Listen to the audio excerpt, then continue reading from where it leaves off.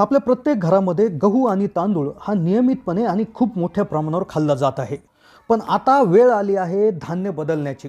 होय, अगदी बरोबर ऐकताय की आता वेळ आली आहे खरोखरच आपलं धान्य बदलण्याची, गहू आणि तांदूळ यांना आपल्या घरामधनं हद्दपार करण्याची. आता मी तुम्हाला इथून पुढे गहू आणि तांदूळ विषयी जी माहिती सांगणार आहे, कदाचित ती ऐकून तुम्हाला आश्चर्याचा धक्का बसणार आहे. गहू आणि तांदूळाच्या नियमित सेवनामुळे कसे गंभीर आजार आपल्याला त्या ठिकाणी होत आहेत, का त्या ठिकाणी हॉस्पिटलच्या भरत्या आपल्याला नेहमी करावं लागत आहे, याची माहिती ऐकून कदाचित तुम्हाला आश्चर्याचा झटका बसेल. पण अगदी प्रूफ सहित मी तुम्हाला सांगणार आहे. मित्रांनो, गहू आणि तांदूळाच्या नियमित सेवनामुळे आज 10 पैकी 7 ते 8 जणांना जे कॉमन आजार सापडतात, उदाहरणार्थ डायबिटीज, उच्च रक्तदाब, हृदयरोग, कॅन्सर, किडनीचे आजार, आतड्यांचे आजार, ब्रेन ट्यूमर इत्यादी हे होतात गहू आणि तांदूळाच्या नियमित सेवनामुळे. आता कदाचित तुम्ही म्हणाल की गहू आणि तांदूळ हे फार पूर्वीपासून आपण खात आहोत, आमच्या वडिलांनी खाल्लं होतं, आमच्या आजोबांनी खाल्लं होतं, आमच्या सर्वच त्या ठिकाणी पूर्ण पिढीपार चालत आलेलं आहे आणि त्यांनी आताच कसे आजार वाढायला लागलेत. तर सगळ्यात महत्त्वाचं म्हणजे हे काही जुनं धान्य नाही, हे आत्ता 100-1 वर्षापूर्वीचं त्या ठिकाणी धान्य आहे. त्याआधी आपले जे काही पूर्वज होते ते 5000 वर्षापासून फार वेगळ्या प्रकारची धान्य खात होते आणि ज्यामुळे कदाचित ती लोक जास्त काळ जगतही होती आणि अगदी निरोगी सुद्धा राहत होती. मग कोणतं असं धान्य खायला पाहिजे, काय पर्याय आहेत गहू आणि तांदूळला की ज्याच्यामुळे तुमची रोगप्रतिकारक क्षमता वाढेल, तुम्हाला कोणतेही आजार होणार नाही, तुम्ही कायम निरोगी राहाल आणि सगळ्यात महत्त्वाचं, तुम्ही जर आजारी पडला असाल तर या धान्यांमुळे तुमचे आजार सुद्धा बरे होऊ शकतात. तर त्याकरताच व्हिडिओमध्ये आज 5 ते 6 असे धान्य तुमच्यासाठी घेऊन आलो आहोत की जे पृथ्वी तलावर एका सुपर फूडपेक्षाही जास्त चमत्कारी आहेत.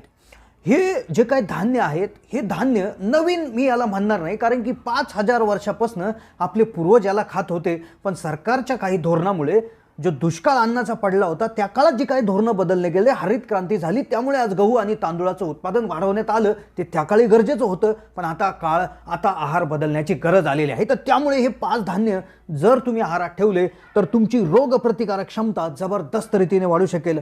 तुमच्या जे काही हृदयरोग असतील किंवा इतर डायबिटीज असेल, ब्लड प्रेशर असेल, सर्वच प्रकारचे जे कॉमन आजार आज वाढलेले आहे, अगदी लठ्ठपणा सुद्धा असेल तर तो सुद्धा कायमस्वरूपी तुम्हाला होण्याचा प्रश्नच येणार नाही. आणि एवढं सगळं सोडा तर कोणताही आजार बरं करण्याची सुद्धा क्षमता या धान्यांमध्ये आहे. व्हिडिओमध्ये आम्ही तुम्हाला नुसती धान्याची नावे सांगणार नाही, तर त्याच्या मागची सायंटिफिक माहिती सुद्धा सांगणार आहेत की ज्यामुळे तुम्हाला समजेल की गहू आणि तांदूळाने नेमकं शरीरामध्ये जाऊन असं काय होतं की ज्यामुळे आजार उद्भवतात आणि नवीन जे धान्य आपल्याला आहारात घ्यायचे आहेत त्यांनी असं काय वेगळं होतं की ज्याने झालेला आजार सुद्धा बरा होतो. तर त्यामुळे अगदी लक्षपूर्वक हा व्हिडिओ पाहत राहा, कारण की मित्रांनो, प्रत्येकाच्या जीवनाशी निगडित हा व्हिडिओ आहे आणि फार रिसर्च करून हा व्हिडिओ आम्ही बनवला आहे. त्यामुळे लक्षपूर्वक पाहत राहा. चॅनलला नवीन असाल तर जरूर सबस्क्राईब करा.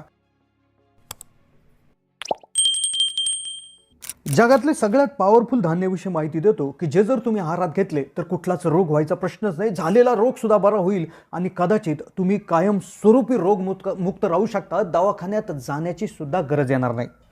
आता कोणतं धान्य आहारात घेतल्याने तुम्ही आजारापासून मुक्त राहाल किंवा अगदी चमत्कारिक फायदे तुम्हाला मिळतील, ही माहिती घेण्याआधी पृथ्वीवर जेवढे काही धान्य उगवतात त्याचे प्रमुख 3 प्रकार कोणते व ते खाल्ल्यानंतर आपल्या शरीरावर त्याचे काय परिणाम होतं हे जाणून घेणं अगदी गरजेचं आहे. म्हणजेच पूर्ण जे काही धान्य आहेत, मग गहू, बाजरी, ज्वारी किंवा इतरही जे धान्य तुम्हाला ज्ञात आहेत, तर त्याचे प्रामुख्याने 3च मुख्य प्रकार पडतात. जर हे प्रकार समजले, प्रकार जर ओळखता आला, कोणतं धान्य कोणत्या प्रकारात मोडतं हे जर समजलं, तरी सुद्धा मित्रांनो तुम्ही 100 प्रकारच्या आजारांपासून दूर राहणार आहात. त्यामुळे जाणून घेऊया धान्याचे प्रमुख 3 प्रकार, त्यांचा आपल्या बॉडीवर होणारा परिणाम आणि त्यानंतर 5 कोणते धान्य की जे तुम्ही लगेचच्या लगेच आहारामध्ये त्याचा समावेश करायला पाहिजे. तर धान्याचे प्रमुख 3 प्रकार पडतात. एक असतं निगेटिव्ह ग्रेन, न्यूट्रल ग्रेन आणि पॉझिटिव्ह ग्रेन. आता निगेटिव्ह ग्रेन्स किंवा निगेटिव्ह प्रकारातले धान्य म्हणजे नेमकं काय, त्याचे आपल्या शरीरावर असे काय परिणाम होतात. आता निगेटिव्ह प्रकारात मोडणारी जी काय सर्व धान्य असतात ती शरीराला फार घातक असतात. जे तुमच्या निरोगी शरीर जरी असलं तरी त्यामध्ये आजार वाढवण्याचं काम करतात. ब्लड प्रेशर, कोलेस्टेरॉल, तुमचं डायबिटीज असू द्या, किडनीचे आजार असू द्या, सर्व प्रकारचे आजार होतात या निगेटिव्ह प्रकारच्या धान्यामुळे. त्याचबरोबर हे तुमचं वजन वाढवण्यास सुद्धा चांगलीच मदत करत असतात. त्यानंतर आता दुसरं धान्य असतं न्यूट्रल धान्य किंवा ज्याला न्यूट्रल ग्रेन्स असं म्हणतात. आता या प्रकारात मोडणारे जे काही धान्य असतात तर ती एका प्रकारे शरीराला ठीकठाक असतात, चांगली नाही पण ठीक असतात. म्हणजे याचं होतं काय, जर एखाद्या निरोगी माणसाने न्यूट्रल प्रकारातली धान्य जर खाल्ली तर तो निरोगी राहतो, पण जर आजारी माणसाने ही जर खाल्ली तर तो आजारीत राहतो. म्हणजे यांच्यामध्ये कुठल्याही प्रकारचे आजार बरे करण्याची क्षमता नसते, आहे ती शरीराची जी स्थिती आहे ती लावून धरण्याची त्यांच्याकडे एक क्षमता असते. त्यामुळे शरीराला याच्यामधून फारसा काय फायदा होत नाही. आता तिसरा प्रकार, याच प्रकारातले धान्य आम्ही तुम्हाला खायला सांगणार आहेत, पण का सांगणार आहे त्याआधी या तिसऱ्या प्रकाराची माहिती थोडीशी जाणून घ्या. तिसरा प्रकार असतो पॉझिटिव्ह धान्य किंवा पॉझिटिव्ह ग्रेन्स. आता ही धान्य जे असतात ही जगातली सगळ्यात शक्तिशाली आणि पॉवरफुल धान्य असतात, कारण की याच्यामध्ये अशी एक विशेष ताकद असते की तुमची जर तब्येत ठीक नसेल आणि तुम्ही जर या धान्याचं जर ग्रहण केलं, सेवन केलं, तर तुमचा आजार बरे करण्याची ताकद या धान्यामध्ये असते. तसेच या धान्यामध्ये प्रोटीन आणि आयरनचा सगळ्यात प्युअर मधला प्रकार असतो. म्हणजे या धान्यात प्रोटीन आणि जे काय लोह आहे याचं सगळ्यात प्युअर फॉर्म सापडत असतो. याबरोबर त्याच्यात मेटोनाइन आणि लायझिन जे शरीरातील जे काय स्किन संबंधी आजार आहे किंवा त्वचेच्या संबंधित जे आजार आहेत ते रोखणारे काही केमिकल असतात, ज्यामुळे आयुष्यभर त्वचेमध्ये तजेलदार राहतो. त्याचबरोबर याच्यामध्ये व्हिटॅमिन ए, कॅल्शियम सुद्धा जबरदस्त असते. यातल्या धान्यातले 1-2 धान्य असे आहेत की ज्याच्यात दुधापेक्षा 3 पट कॅल्शियम सुद्धा असतं. हे धान्य खाल्ल्याने तुमचे रक्त असेल, तुमची त्वचा असतील, हाडे असतील किंवा मेंदू असेल तर सर्वच प्रकारचा बेनिफिट याच्या माध्यमातून भेटत असतो. मग आता तुमच्या मनात प्रश्न आला असेल की मग हे सगळे प्रकार तर झाले, याचा शरीरावर होणारा परिणाम बी समजून घेतला, मग नेमकं कोणते धान्य बसतात, निगेटिव्हमध्ये कुठले, पॉझिटिव्हमध्ये कुठले, न्यूट्रलमध्ये कुठले.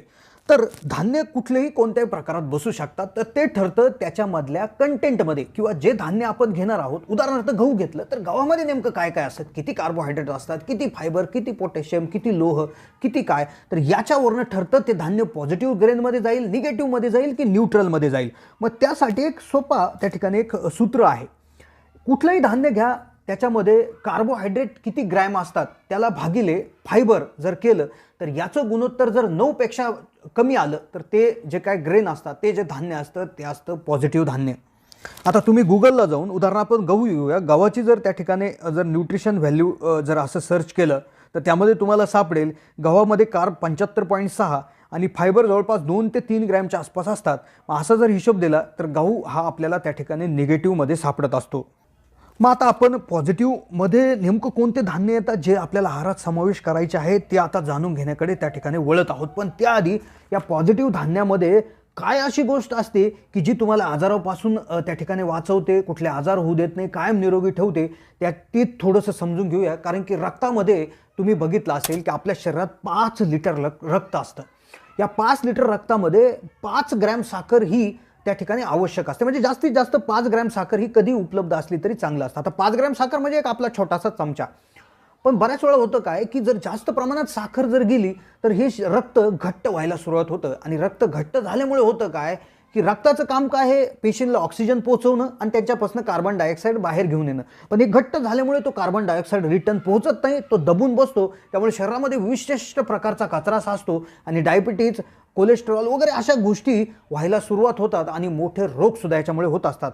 पण हे जे काय पॉझिटिव्ह ग्रेन आहेत यांचा फायदा फार चांगला आहे. ते काय करतात की यांच्यामध्ये एक तर फायबर भरपूर प्रमाणात असतं आणि साखरेचं प्रमाण थोडंसं कमी असतं.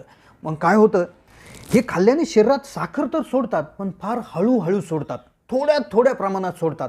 म्हणजे एकदा 2-3 ग्रॅम सोडली तर 1 तासाभराने 2-3 ग्रॅम, त्यानंतर पुन्हा 1 तासाने 2-3 ग्रॅम, तर असं 8 तास हे साखर सोडतात पण हळूहळू सोडतात.